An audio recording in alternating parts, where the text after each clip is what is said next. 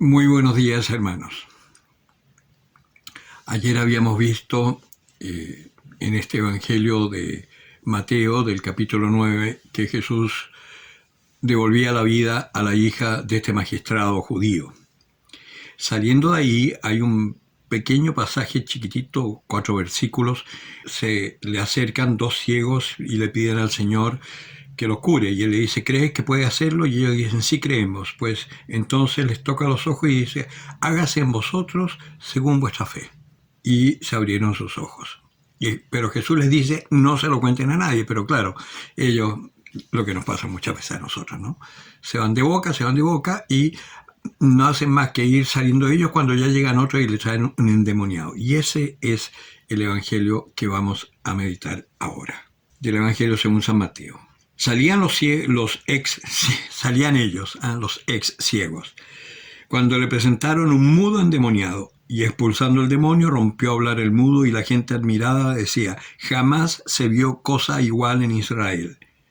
Pero los fariseos decían: por el príncipe de los demonios expulsa a los demonios.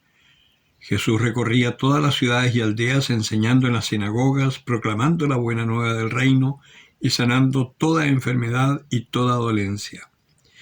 Y al ver a la muchedumbre sintió compasión de ella, porque estaban vejados y abatidos, como ovejas sin pastor. Entonces dice a sus discípulos: la mies es mucha y los obreros pocos. Rogad pues al dueño de la mies que envíe obreros a su mies. Palabra del Señor. Tenemos en este Evangelio dos cosas que son muy actuales hoy. Por un lado, estamos en la iglesia, decimos tener fe, pero no creemos realmente en el poder del Señor, y por eso es que buscamos nuestras seguridades por otros lados. Nos decimos muy cristianos, estoy hablando de la iglesia, no estoy hablando de la gente que no conoce al Señor, que está afuera. Porque que otro busque en el Reiki o en el yoga o cosas así, si no es cristiano, bueno, ya, está buscando algo como para darle sentido a su vida. Pero nosotros, los que nos decimos cristianos, que andemos en esas, es por nuestra falta de fe. Y una de las cosas que se ve acá en el Evangelio es que es por la fe. ¿Cómo podemos hacer entonces para fortalecer nuestra fe? Primero que nada, la oración, intensamente, orar. El rosario nos ayuda en la oración para recordar la vida de Cristo, toda la historia de salvación que hizo Dios a través de Jesucristo para nosotros. Eso es una cosa, y eso tiene que ser constante. Cada momento que tengamos libre, en vez de perder tiempo whatsappeando, viendo tonteras en la internet o mandando memes y estupideces por WhatsApp, lo mejor es que empleemos ese tiempo en orar. Eso por un lado. La palabra de Dios, que es el mismo Dios, la palabra Dios dijo, o sea, la palabra de Dios es una palabra activa. Hágase la luz, y la luz se hizo, o sea, tiene poder. Por eso también Dios dijo: hagamos al hombre a imagen y semejanza nuestra, y nos creó. O sea, esa palabra tiene muchísimo poder. Por lo tanto, en la medida en que tú la vayas escrutando, la vayas escuchando, la vayas guardando en tu corazón, la vayas meditando, esa palabra va obrando en ti, y así va a ir aumentando tu fe. Por supuesto, si puedes tener ayuda de una comunidad, como yo se los digo y se los diré siempre, tanto mejor, ¿no? Y si es una comunidad catecúmena, del neocatecumenado, muchísimo mejor aún, porque es la comunidad más básica de toda la iglesia. Es una comunidad que se parte de la base que nuestra fe es tan débil que es como si no existiera. Por lo tanto, nos tienen que educar para reforzar nuestra fe y que ahí empiece a actuar. Entonces, se hace el camino un poco más rápido. Por supuesto que lo puedes hacer sin necesidad de entrar en una comunidad, pero va a ser mucho más lento. Es como, yo lo comparo siempre, Miguel Ángel, que era un genio. Él, por intuición, fue como descubriendo la anatomía del hombre, fue descubriendo la perspectiva, etcétera, ¿no?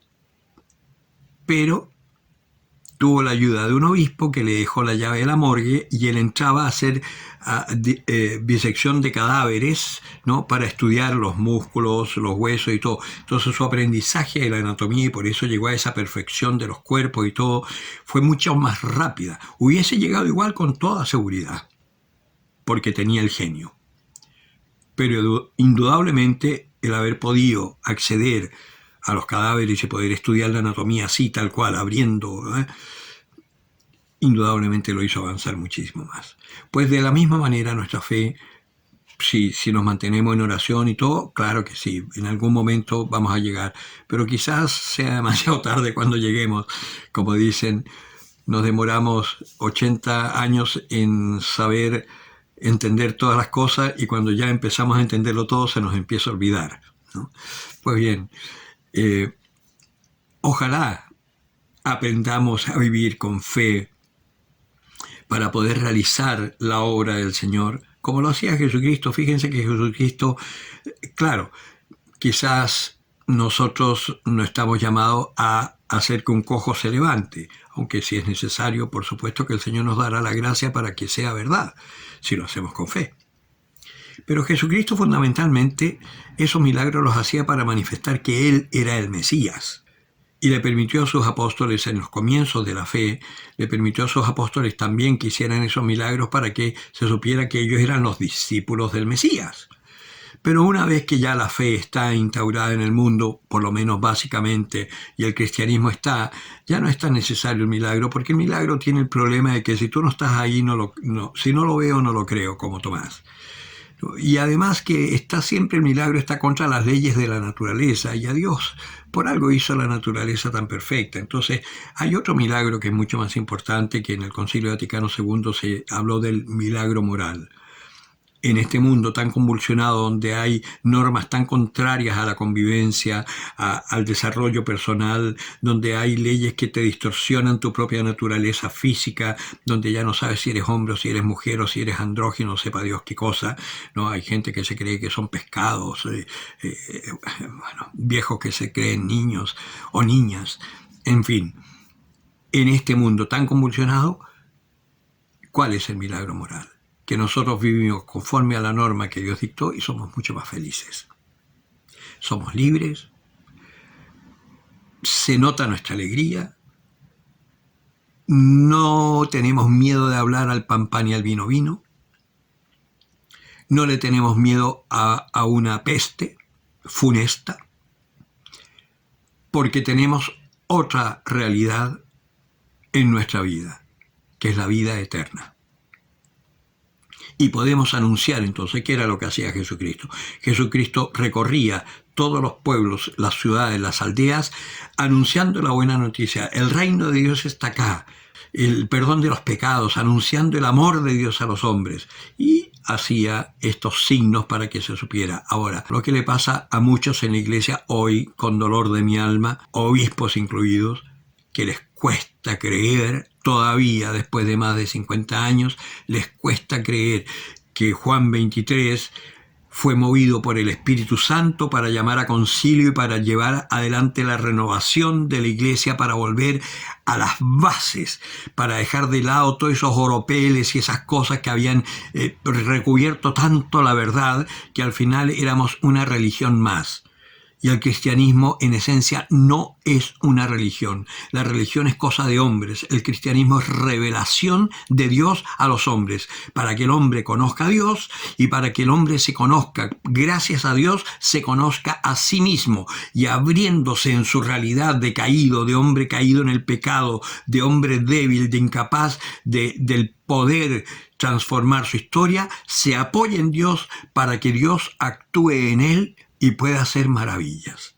Las mismas maravillas que Dios hizo en la Virgen María, las puede hacer en ti, para que también tu alma proclame la grandeza del Señor y se alegre tu espíritu en Dios, tu Salvador. ¿Cómo entonces no procurar encontrarnos con esa palabra? Tenemos una tarea que es importantísima. Hoy en nuestra propia iglesia no saben qué hacer. Hay tan pocos presbíteros, y de los pocos que quedan, tan pocos que tienen esperanza y que tienen fe. Entonces, seamos nosotros los portadores de esta buena noticia, y también anunciémosles ese amor a nuestros sacerdotes.